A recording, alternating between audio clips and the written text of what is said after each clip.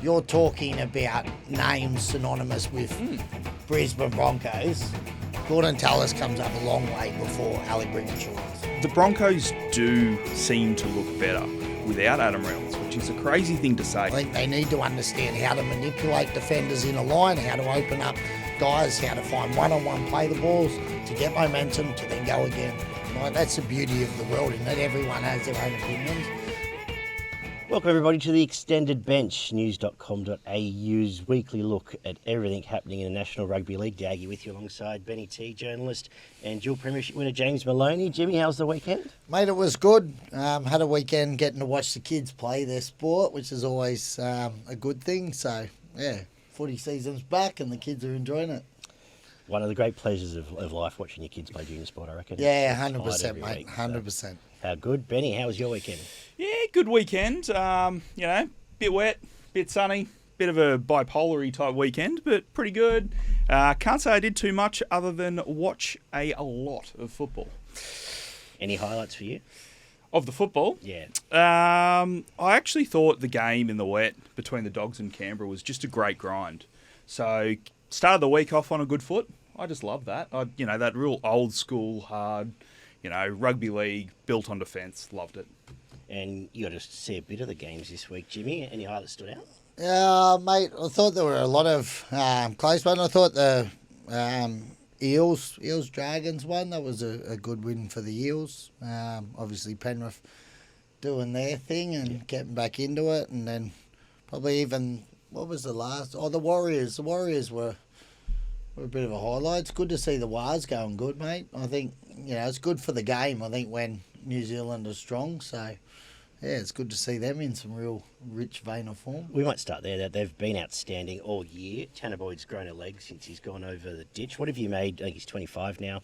What have you made of his game and the Wars? Is it just finally getting into with all due respect to the Titans, a decent team, or has there been some growth in his game you noticed? Oh, look, I think a lot of it's got to come down to Andrew Webster, the coach. I think it seems like he's instilled a lot of confidence and really simplified his game. I've heard him talking about, finding his running game and things like that. And I think, you talk about good coaches like a Craig Bellamy and, who has success with guys and brings some skills out of players that, haven't performed at that level at other clubs, because they go down there and they get a simple role and then they do it really well. And I think, obviously there's some real good leadership over there. Fisher Harris was a tremendous signing, obviously having played with him at Penrith, I understood the sort of respect and that he carries in a group. And I think he's a massive.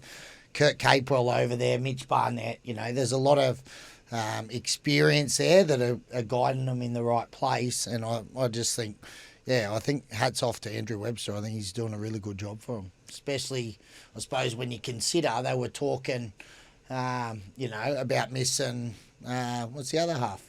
Metcalf. Yeah. Everyone was sort of writing him off. Metcalf out after he had such a good year last year, and mate, Tanah Boyd's come in and he's been outstanding.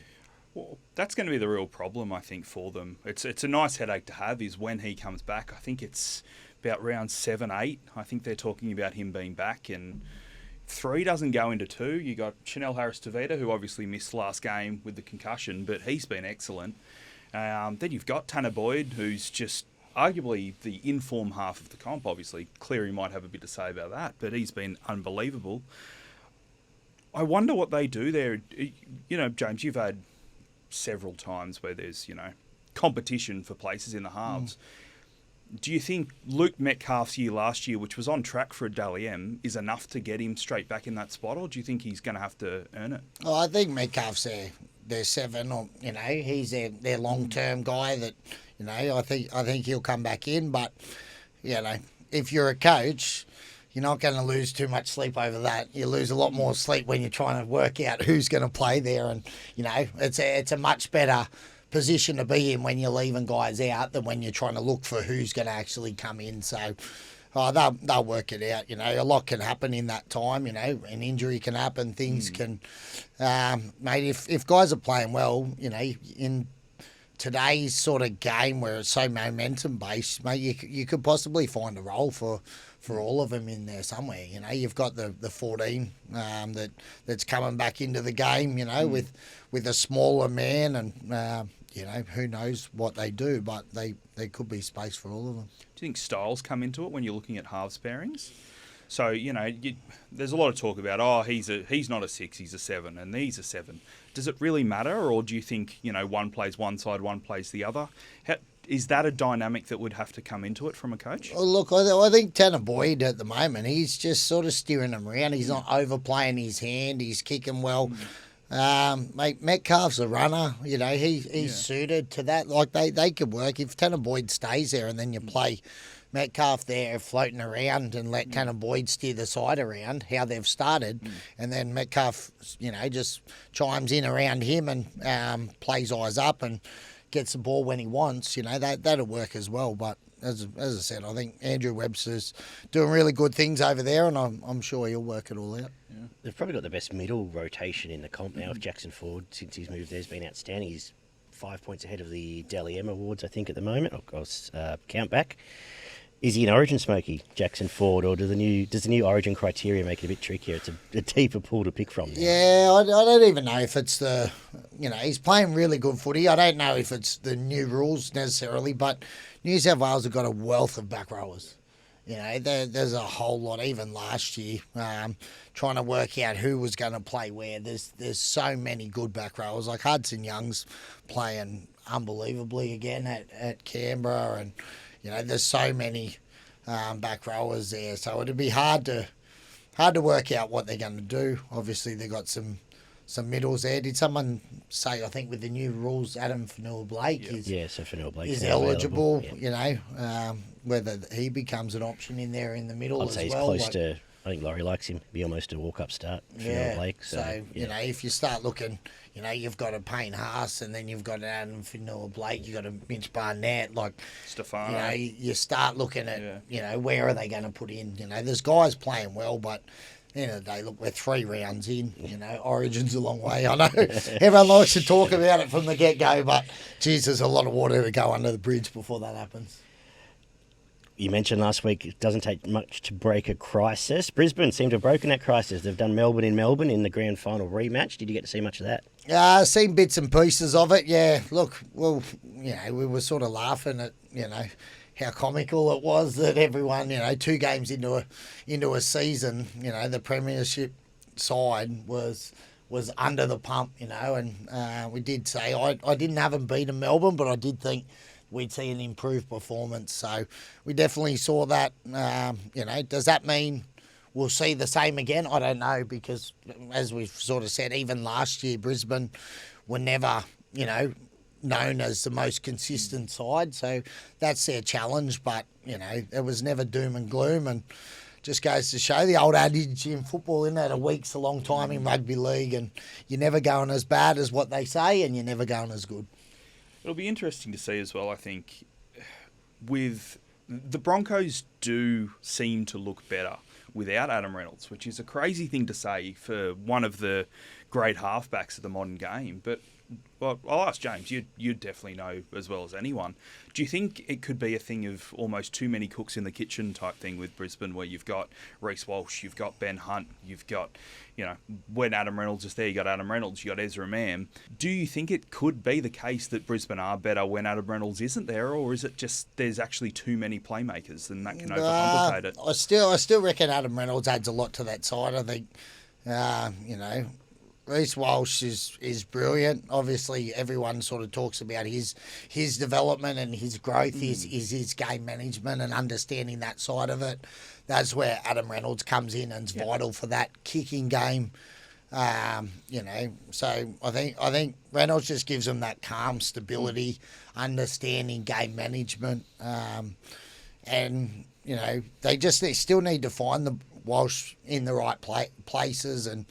It doesn't matter, you know, whether Reynolds is there or not. It's just how you sort of play your game around getting the boys the ball when they need it. But, yeah, I think he's still very valuable to that side. I thought Carrigan was really good. I thought, you know, a couple of their big guys like Walsh played well, Carrigan played well, Staggs played well, and that's what you need to win football games. You need, you've got a star-studded lineup. They need to be playing well, and they played well, and then they got the result. So, it was good to see them back. So you think when he comes back, you'll pick up exactly where you are? You don't think it can be a thing where sometimes there are just too many dominant halves? No, I still reckon. I think, he's their captain, he's their half. I think he's the one that calls the shots. I think Ezra Mann, there's been a little bit of criticism, early on around tries down their edge and stuff like that. Mate, he's also suited to come on off the bench in today's game with momentum. He's electric, he's fast, he's strong and carry. So I think at the moment you don't need to rush him. Like, play him in that position. You get so much value out of him off the bench there at the moment. So you think him off the bench, and you would go Reynolds and Hunt in the halves? Yeah, would be what you'd go? Yeah, I think so. I think the experience there, and it worked for him last year. I don't know why a year on, you'd think it won't work again. Yeah. No, totally fair. Speaking of Adam Reynolds, the feud that hasn't ended so far this year is Gordie and the Broncos. We've covered it this week. Benny, what's been the story? Gordie and the Broncos. What I believe is it just looks a bit petty almost from the Broncos. So basically, are you across this, James? I've seen bits and pieces. Yeah. I heard when they pull his name from the boardroom, and I don't like. Obviously, there's been talk because obviously he's had some commentary around, Reynolds going to the press conference again, which, I probably don't necessarily agree with. But really, he's in a position where he's asked for an opinion. He gives his opinion. Like, that's the beauty of the world, isn't it? Everyone has their own opinions. Like, I don't know if the Broncos, if that is because of this commentary, but I think if you're running an organisation, like a multi-million-dollar organisation, and you're worried about some comments from ex-players or whatever, which, knowing Gordie and the time, it's from the heart, like it's just what he thinks. He's, I think you're focusing on the wrong things if you're, but that would if surely you're worried hurt him. about that. That would surely hurt to have your name torn off a wall. Well, I think it does, and this is no disrespect to Ali Brigginshaw, but if you're talking about names synonymous with Brisbane Broncos, Gordon Tallis comes up a long way before Ali Brigginshaw does, and that's with all due respect. But, I think, if you're going to name something in her honour, then find something. I don't think you need to pull someone else out of there to give it. So, I don't know. I think it's storm in a teacup, but I reckon. Well, I don't think there's any issue, largely personally, between Reynolds and Tallis. I think it all seems to be the board level where the pettiness has come in. I think they spoke recently that they've moved on from it, but I do find it a bit shocking as well. I just think if you're Tallis, you go, I've given my blood, sweat and tears to this club. And you just rip your name off for giving an opinion. And that's his job. He's on there to give his opinion. And I just go, I'm sure it would hurt him. Like, I'm sure it would hurt you if you. Well, I think all good clubs respect their history. You talk about, the good clubs, the good organisations. Even you go back to the All Blacks and the famous things about, you don't own the jersey, you rent it, and everyone is about, paying tribute to the guys that have come before you and have paved your way. So, I think the good organisations respect the history of their club, and I don't think that's a real good way to do it. Agree. Any board members you want to slag off from your former clubs before we move on? No, we don't have time. Nah, joking. The other highlight on Friday night was obviously Penrith. It's already calls for people to start getting a premiership ready for them. They were absolutely outstanding again. Just super crisp. Back to the, death by 1,000 cuts attack they've had for the last few years. What do you make of where they're at? Yeah, mate, they understand rugby league. They understand early on in the season the simple things work. We were talking about it how for the last 5 years, every year they've lost significant players out of their roster each off season. Last year, despite their slow start, they were still, 90 seconds away from playing in another grand final. Over the off season, they haven't lost a player, so they've all managed to spend a lot of time there. And over the last 4 years, them going back to back to back to back just shows the quality of the senior playing group there and their mindset to not get complacent, to keep chasing improvement, to keep trying to be better and better. And they've just, they've based their game on defence for so long. Like the Penrith have set their game up and their success up over the last 5 years from one being rock hard fit. They've just been fitter. They've done everything longer than anyone else can. And that only comes from training hard. So they've got that work ethic. They've set it up from their defence. They've got a defensive system that works really well. They understand, especially even now in the game where there's so much value on momentum, they've always been happy to concede a penalty or a 6 again to win the ruck and understand it doesn't matter if you get 6 more tackles. If your ruck is slow, we'll defend whatever you throw at us. And they've done that for years. So, that's what their game's based on. And they execute, they get their footy on, and they make minimal errors. Under fatigue, when everyone else starts making errors, they still execute and they find the mark with their skills. They love a 6 again after a 6 again too. Like that's one thing that is very Penrith is when they give off that 6 again, that next tackle, they do slow it like what you were saying. They slow it right down. You see them really lay in the ruck because they don't care if they give back-to-back 6 agains, especially on first tackle. It's one more tackle. If it allows them to set their line, they'll do it. So they're definitely very smart the way they defend and just understand the rules. Not necessarily even exploit the rules, but just to understand how to use them to their own advantage. Yeah, well, everyone's done it. Like for a long time, even down on goal line, a lot of sides have had the same approach. We'll give 6 again away. And then obviously now they've come up with repeated infringements on your goal line, which still we see some sides get so many warnings. It's a bit ridiculous, but I think understand if you win the early tackles in a set, it has a drastic effect on how the set plays out. And if you lose the first couple, sides that get caught is they lose a couple, then they're on the back foot, and then they concede 6 again on tackle 4, tackle 5. And then that turns into making 10 in the trot rather than making 7 or 8. And I think that's where they sort of understand that. They invest so heavily in their early tackles, and if you stop that momentum early from the opposition, then obviously it makes it easier to control the rest of the set. And then vice versa, when sides are trying to do it to them, look at the guys that got carrying the ball out of backfield, Brighton or Dylan Edwards, who run for multiple hundreds of metres every week. So when you talk about defending the line, because it's actually something I'd love to pick your brain about, because you do see it all the time, is that repeat set on the goal line, or even, in the world of the short dropout, which is my biggest gripe with the game, as I said last week. Is it easier to defend your goal line than, let's say, 20, 30, 40 metres out when they have more time to work and kind of build those connections? And yeah, I think theoretically, obviously, goal line defence is a skill, and a lot of sides do a lot of time there, but it's the only point on the field where you don't have a 10-metre buffer. So when you're attacking, you don't have that 10-metre buffer. So you stop going from like rolling forward with momentum. You're sort of attacking, reloading, and defensively, as the ball goes up, you can take space off them, and you can sort of dictate a bit better. To the attack, especially these days, all the sides, they put the fullback in the line. So they split, if you've got, markers on the goal line, they split the markers there.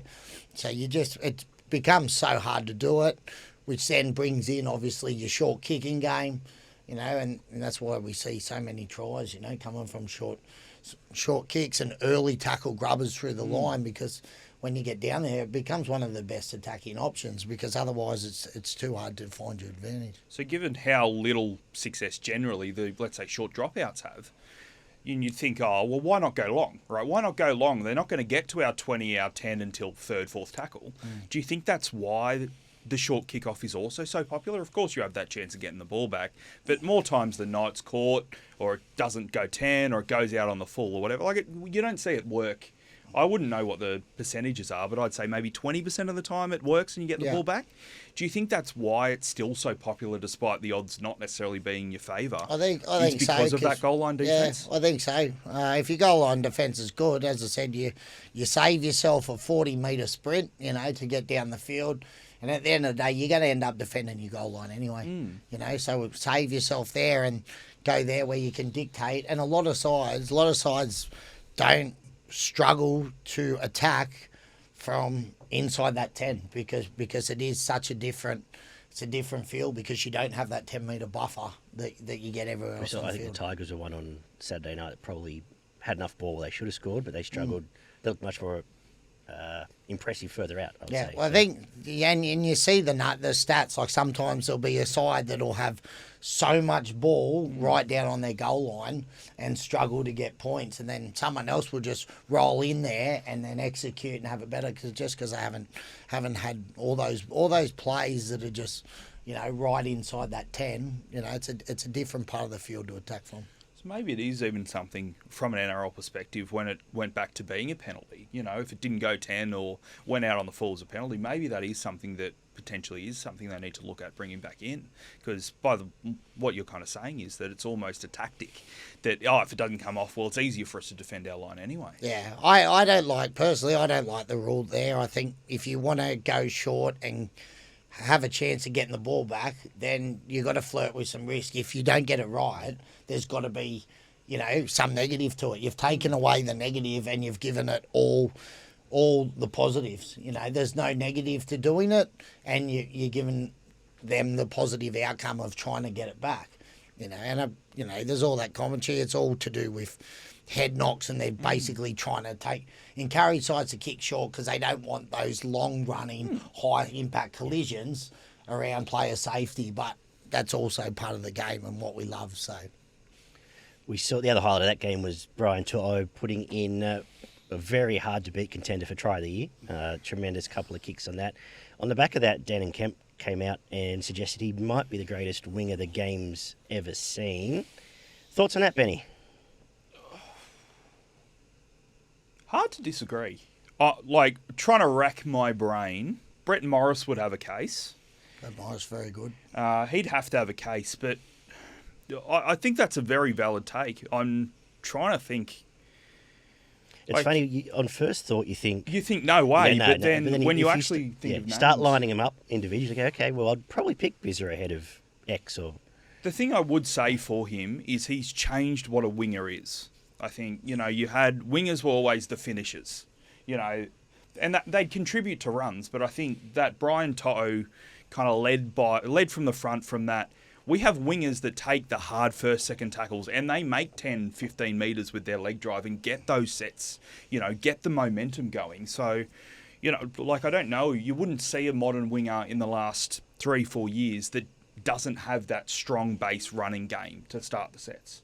Every young kid coming through, it's an expectation now that you take the first hit up, you take the second hit up of the set, you make that 10 metres, you get them rolling. You don't want your props to have to get behind the ball quickly, especially playing big minutes through the middle. So I think if we're talking about, is he the best winger ever? I don't know. I don't have probably a better off the top of my head. I think Brett Morris I'd have close, but as far as changed what a winger is in NRL, I think no one's changed it more than To'o, and I've got no problem with that. I think in terms of wingers out of backfield, I think that comes back to the Wendell Sailor, Lottie Takiri in the Brisbane era. That they were the sort of ones that put those big bodies there and they would charge and do that. And before that, was your Brad Clyde, your Craig Fitzgibbon, all those guys that would work behind the ball and take the early carries. But then it sort of evolved. We had the speed wingers, and then the aerial plays became such a big part. And you saw your Israel Folau's and your Daniel Tupou's and Manu Vatuvai's and all these guys that, were so strong in the air. And then almost now that we sort of, around escorts because, change rules around escorts because everyone was just so, had to stop them getting to the catch and things like that. So the wingers have evolved. Like, if you're going through great ones, like we said, there's been, Wendell Sailor, Lottie Fakiri, you go through, mate, even back to Canberra, like you say, Kenny Nagas, like there's been a heap gone through. Yeah. Brian Toto is definitely up there. He's played. Did you play much with him? He come through. He debuted when I was there. Yeah. And, I think the coolest thing is such a likeable personality. Yeah. Such a good person. He's so good for the game. Like we said, he could well be up there. He'd definitely be amongst the two. He's played in a very good side, which has helped him. He doesn't have bad games either. He just can't believe a bad game. He just turns out. And a couple of years ago, they're going to bomb him on the wing in Origin. Didn't trouble him. That's probably when we talk about obviously the guys and the aerial attack became such a big ploy in the NRL. For a guy who's short, he doesn't have a whole lot that guys that jump over him. Maybe 3, 4 times you've seen it, like a Xavier Coates, and that's about it, right? So understanding, but yeah. Look, he'd be right up there. It's hard to say, yes, he's the best, but yeah, there's been a lot of handy other ones anyway. Any favourite ones you've played with? You played with Brett both Morris, Toops as well? very good. Yeah. Toops, very good. Manu Vadavai, very good. What separates them? Like, why do they stick out? Is it a particular thing, other than just being prolific try scorers? Is there a certain thing that a really top winger does that you see and go, wow, you are on a different level? I think Brett Morris is defensive understanding. I remember talking to the Roosters when he first went over there and they said, mate, he saved so many tries that caught out. Just his defensive understanding and his knowledge of the game. I suppose Daniel Tupou was the same. Strong body, will carry out of trouble in the air, brilliant. Manu Vadavai was the same. Strong body out of yardage, so dominant in winning the air space there. So, yeah, I think they've all got those different attributes. But yeah, and like we said, playing in a side that's been the best side in for possibly ever. Yeah. That when you're on the wing at the end of one of those sides definitely helps as well. You mentioned the blocking plays that are now coming into the game. Ben's done a yarn on that this morning, in fact, from Parramatta. Do you want to take us through that quickly? Parramatta are probably the main culprit, but they're not the only ones. Your Tigers did it as well, I had to tell you. It's the typical new thing on the escort of you can't do the one-handed backpack, and you've got to be making a play for the ball if you're a defender. The traditional escort thing that's been for the last couple of years. But now, within the rules, as long as you are looking at the ball and making a straight line for the ball and you're not changing your line, it's okay. Yeah. So what we were seeing a lot in that Parramatta game was you get 2, 3, sometimes 4 defenders running back almost shoulder to shoulder. They know where they are coming that last tackle and actually putting their hands up and going like, oh, we're contesting the ball, but not, as a way of almost forming like a human wall. And it was quite a clever tactic that was seen from a few different clubs, but Parramatta definitely did it the best. And you could even see hear Vossi be like, geez, Iorongi's been in no trouble under the high ball today, and that was actually because of those blockers. The NRL is fine with it. I basically said they're fine with it as long as they're not deviating off the line. So looks like it's going to be a tactic we're going to see. But like I think with anything, there's... You come up with these things of the interpretations of the rules and you find kind of a way around it. But then you'll also get attacking teams go, all right, well, now we're going to develop a strategy to get around this wall. But yeah, definitely clever. I did like it. Did you notice much of this? No, didn't really pick it up. But, I think that it's sort of common sense. I think for so long... we just got ridiculous with the escorts, like it was almost like, what do we have to let the opposition just run and score? Like, an escort annoys me more than the wall, to be honest. The more I think about this, someone getting penalised. But that was like, you should be able to make it hard for the opposition to get to the ball. Like, why you don't have to roll out the red carpet and go catch it. Like, if someone's, 100%. Why not make them deviate their line? Why not make, like, how is that not entitled? So I get where we had guys going so blatantly, so they've done it. So long as they're going to the ball, by all means. And then as an attacker, then, that you need to start establishing, variety. If everyone knows that you're kicking there, then they can get numbers. Because to shield, you still need enough guys to be working hard enough to get their way to the ball. If you're trying to kick to there and you're setting it up to go there, and then you find another kick or you use multiple options, then you can do that. If you premeditate and everyone knows where it's going to go. And I suppose for so long everyone's just gone to those high kicks, 2 corners, so it's just a matter of getting back there, so, it's clearly within the rules. I think it's a good thing, because I think for too long all the attackers have had the right of way, and it's just been like, oh, how dare you touch them? Yeah. Why don't you just let them get, everything in their favour? And I don't think that's footy. They need to come up with some different plays. So looking forward to seeing how it evolves. The other thing out of that game was the controversy around the penalty try early on. What did you make of that? I thought it wasn't. I don't think it's a penalty try. Obviously, Gutho was in very close vicinity. If Sewer doesn't grab him before, he probably grabs him on. But I suppose the question is, in today's game, what's worse, the penalty try and you stay with 13 on the field, or you spend 10 minutes with 12 on the field?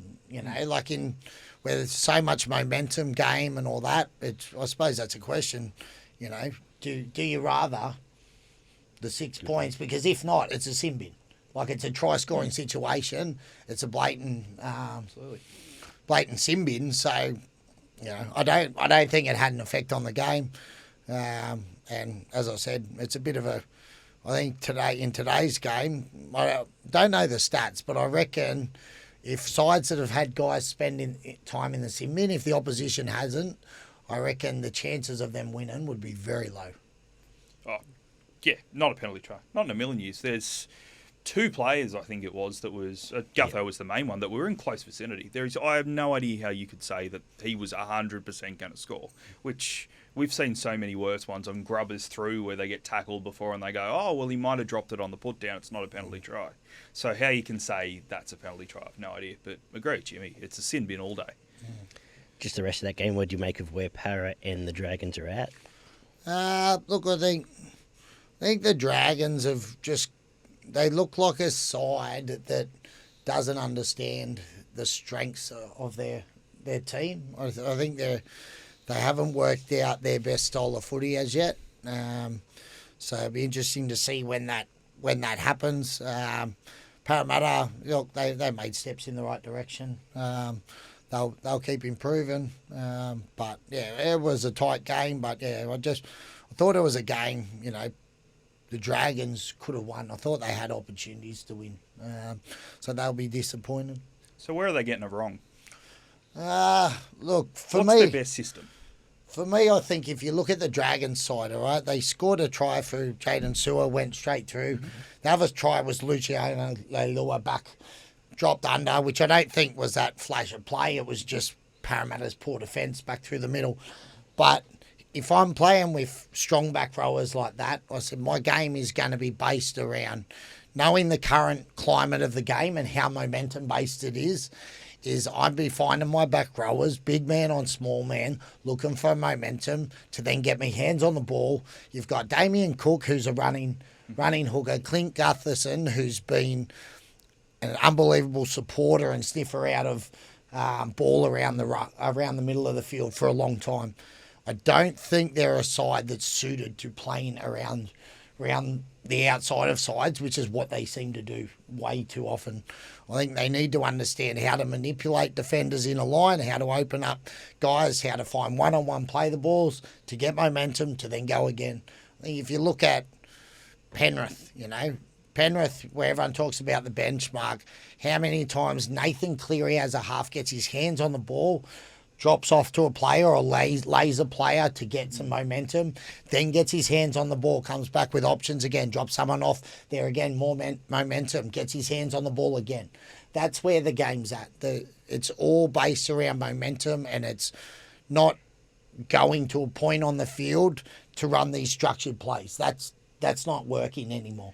It's about getting your hands on the ball, creating something for the defence to defend, so you can find a one-on-one, getting some ruck speed, then doing it again. So is it a coaching thing, or let's say the halfback on the field are just they're making the wrong call? What do you think it more so is? Is it a system, or is it just making the wrong decision, in action?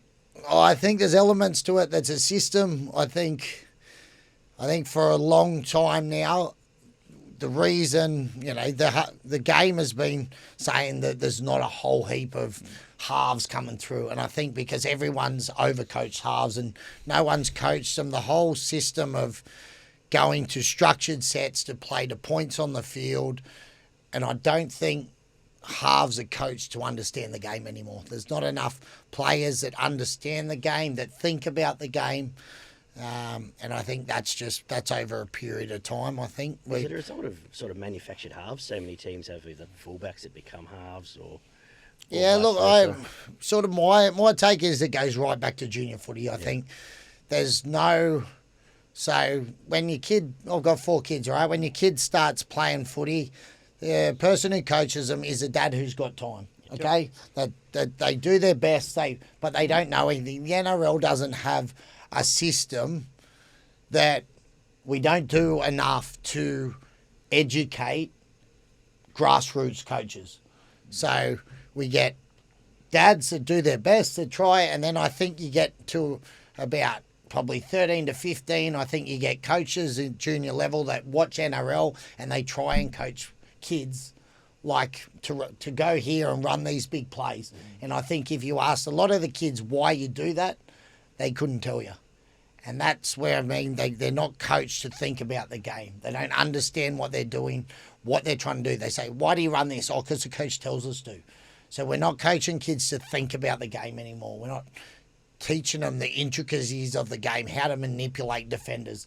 There's so many, even at NRL level, and I think why you see sides trying to play around sides is there's so many people that think the only way they can score a try is to create an overlap around them.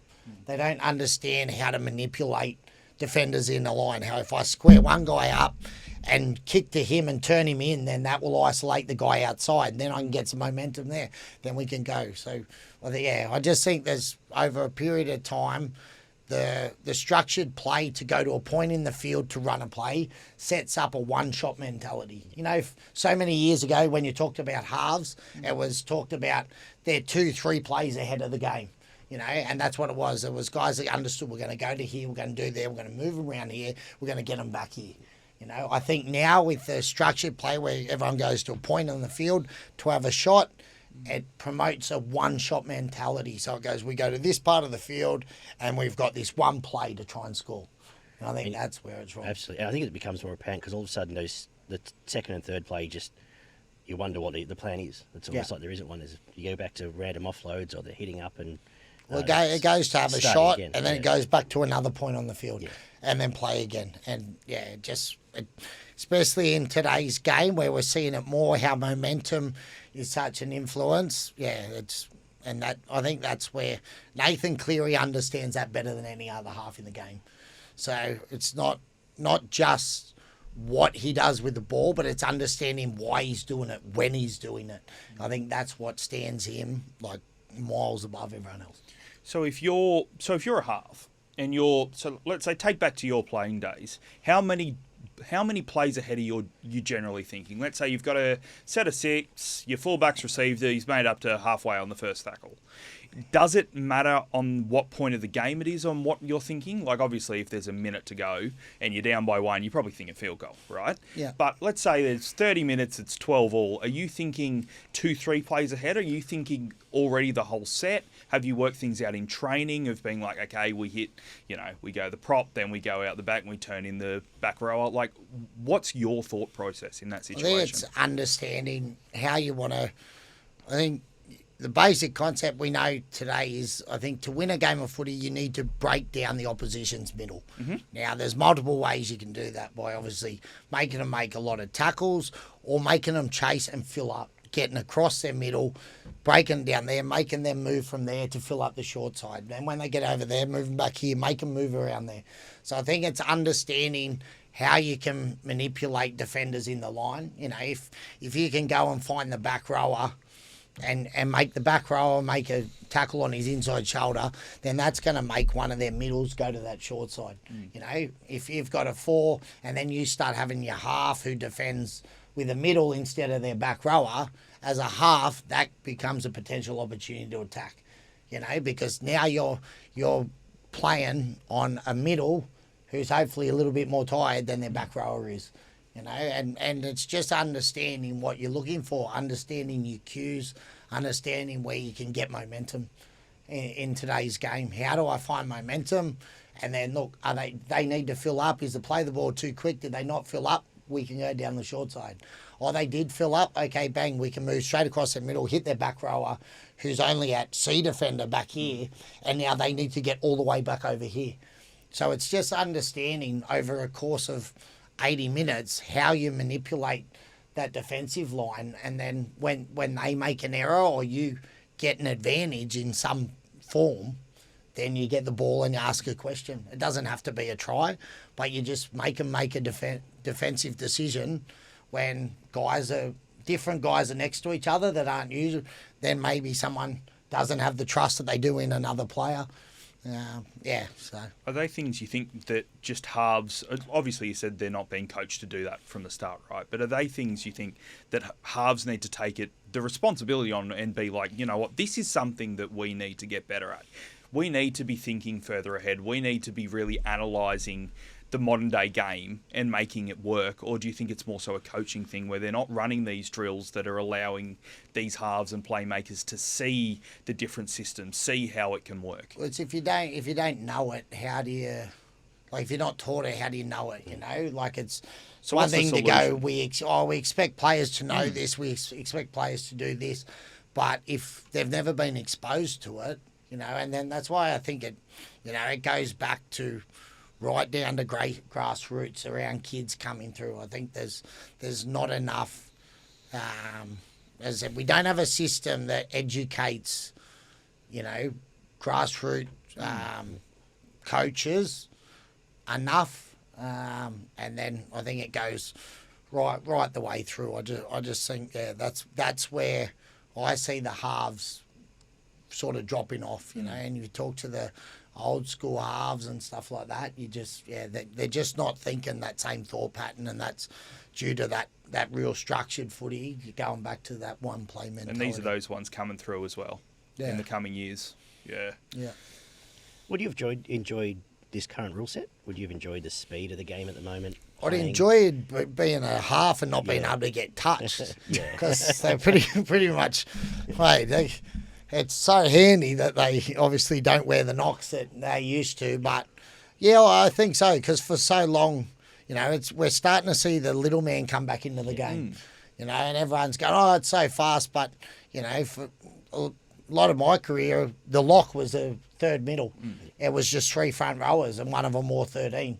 Whereas now we're going back to seeing, you know, the smaller leg speed players come in. We're going back to, as we said, the number 14, you know, if it went from being a guy that could come in and be good around the ruck to, well, hold on, if we can push our 9 to 80 minutes, we'll just put another front rower and we'll have another big man, you know. So I think it's just starting to skew back to the little man game. You know, it would have been nice to do that when I was playing, but, I think it's just understanding. It'll take a bit of time, and obviously the 6 again, you know, I think there's elements of the 6 again that needs to be worked on, because I think, you know, if you look at some of the ruck infringements, if you look at the penalties conceded in a game, penalties blown, plus the ruck infringements, like there's sometimes like 30-odd, and they're pretty essentially penalties. Like, and if there's 30 penalties in a game, everyone's going, mate, what's doing?